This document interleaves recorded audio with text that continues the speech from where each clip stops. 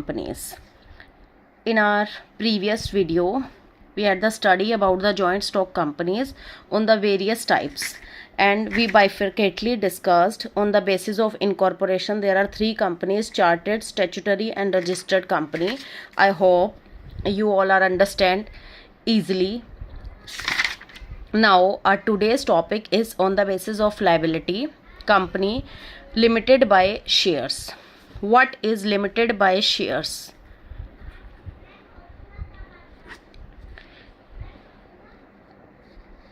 It means the liability of the members of such a company limited by the face value of the shares held by them. If a member has paid the total value of the shares held by him, he cannot be asked to pay any more amount in case the company suffers a loss. Such companies are said to be company limited by shares because the liability of each shareholder is limited to the amount that is unpaid for the shares held by him. For example, अगर किसी share holder ने 100 rupees face value का share लिया हुआ है और उसने वो पूरा अमाउंट पे कर दिया है, तो कंपनी उसे दोबारा ज़्यादा कुछ भी अमाउंट पैसे नहीं मांग सकती क्योंकि वो टोटल वैल्यू दे चुका है. First example. Second example is when a share holder purchase a share of face value of ₹100 and he paid 80 rupees for this. Balance कितना बचा? 100 माइनस 80, 20 रुपीज़ अभी भी अनपेड हैं. ये अनपेड कैपिटल जब भी कंपनी चाहे कंपनी मांग सकती है शेयर होल्डर से, बिकॉज उसकी फेस वैल्यू कितनी है? 100 है. आई होप आपको समझ आया होगा. अगर कंपनी लिमिटेड बाय शेयर क्या होती है? जब एक कंपनी जितने भी शेयर होल्डर्स ने शेयर्स परचेज किए हुए हैं उससे ज़्यादा फर्स्ट थिंग उनसे मांग नहीं सकती पैसे. सेकेंड थिंग, अगर उन्होंने पेड अप कैपिटल कम रखी हुई है, दैट मीन्स 80 पेड अप है, 80 रुपीज़ पे कर चुका है shareholder, 20 is still unpaid, तो कंपनी ये क्या करती है, कई बार रिजर्व के लिए रखती है कि अगर कुछ लॉसेस होंगे कुछ होंगे तब हम शेयर होल्डर से लेंगे. तो शेयर होल्डर सिर्फ उतना ही अमाउंट देने के लिए लायबल हैं जितनी उनकी फेस वैल्यू है. इसे कहते हैं कंपनी लिमिटेड बाय शेयर्स.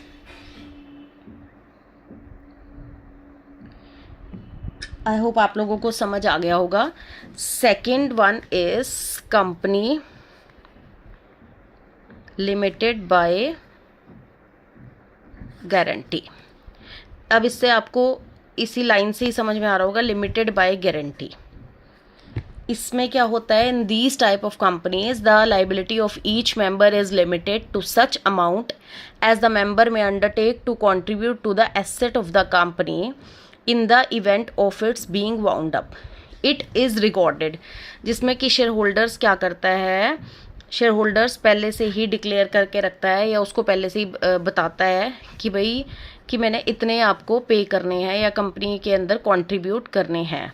और ये कंपनी के मेमोरेंडम ऑफ एसोसिएशन में at the time of its incorporation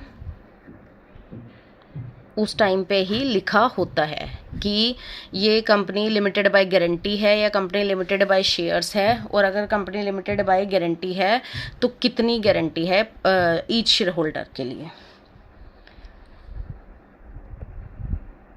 In case the company is wound up during the tenure of their membership or within a period of 1 year after the keys to be the members and its assets are not adequate to clear its liabilities, the predefined liability to contribute to the payment of the company debts.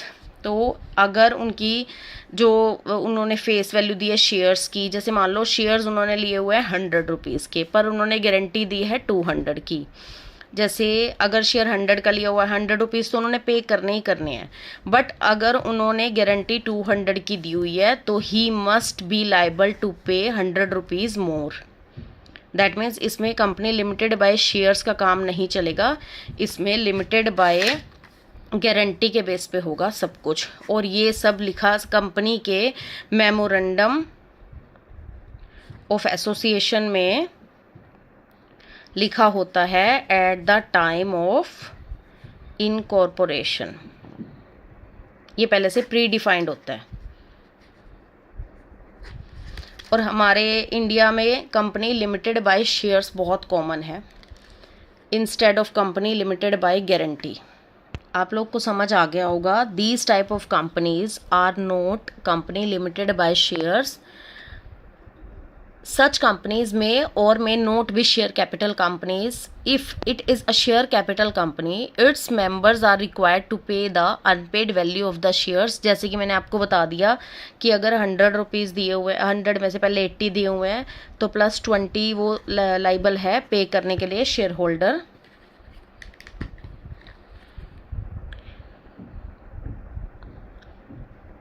plus the amount which they have guarantee to pay in case of company being wound up। और plus ये 100 भी liable हैं पे करने के लिए difference जो उनकी शेयर वैल्यू और गारंटी में डिफरेंस है। जैसे कि मैं आपको फिर से समझाती हूँ, अगर किसी ने 100 रुपीज़ फेस वैल्यू के शेयर लिए हैं, कंपनी ने अभी 80 रुपीज़ लिए हुए हैं, तो वो रेस्ट 20 रुपीज़ देने के लिए लाइबल है। प्लस उसने गारंटी दी हुई है 200 की, तो वो रेस्ट 100 भी देने के लिए लाइबल है in case of wound up of company. Third one is unlimited companies, unlimited liability companies. Unlimited liability companies क्या होती है? A company with unlimited liability is one wherein the liability of the members are not limited. The members of such company are personally liable for the debt of the company. In other words, the liability of the members of an unlimited liability company is not limited to their share in the company. It extends beyond that and encompasses the personal assets of its members. That means unlimited company है, एक share holder ने 100 rupees का share purchase किया है for example, उसने 80 rupees दिए हैं, 20 अभी भी पेंडिंग है, ठीक है। ये पेड कैपिटल है, ये अनपेड है। अब क्या होगा? कंपनी अनलिमिटेड है, वाउंड अप होने वाला है कंपनी का, तो वो ये 20 रुपीज़ तो देने के लिए लाइबल है ही है, प्लस उसकी पर्सनल एसेट्स भी, पर्सनली एसेट्स जितनी भी होंगी पर्सनली भी वो लाइबल है कंपनी के डेट्स पे करने के लिए, क्योंकि उसकी लायबिलिटी अनलिमिटेड है। अगर उसकी लायबिलिटी लिमिटेड होती तो सिर्फ ये 20 रुपीज़ दे के काम चल जाता, क्योंकि face value of shares is 100 rupees. अब उसकी लायबिलिटी अनलिमिटेड है, तो वो उसके पर्सनली भी वो कंपनी के सारे डेट्स पे करने के लिए लाइबल है, और वो मना नहीं। इस टाइप की कंपनीज इंडिया में नहीं चलती। इंडिया में कंपनी लिमिटेड बाय शेयर्स ही चलती है, और इस टाइप की कंपनी को हम काइंड ऑफ पार्टनरशिप कंपनी भी कह सकते हैं। Unlimited kind of partnership company. But partnership में क्या होता है? पार्टनरशिप एक्ट चलता है। अनलिमिटेड में क्या होता है? अनलिमिटेड में कंपनीज एक्ट 2013 चलता है। These companies are not so very popular in our country. Such companies are rare in the business scenario today. In fact, if it would be wrong, not be wrong if such companies, it's a form of we can elaborate this as a partnership firm। बस फ़र्क इतना है कि partnership में partnership act चलता है, unlimited company में companies act चलता है। और ये ज़्यादातर क्या होता है? Unlimited liability company may or may not have share capital, but it's must have a memorandum of association और article of association। ये कंपनीज जो होती हैं वो विद और विदाउट शेयर कैपिटल हो सकती हैं, बट इनका MOA और AOA होना मस्ट है। Memorandum of association, article of association. और इसके लिए अगर कोई कंपनी अनलिमिटेड कंपनी है तो उसे स्पेशल रेजोल्यूशन पास करना पड़ता है।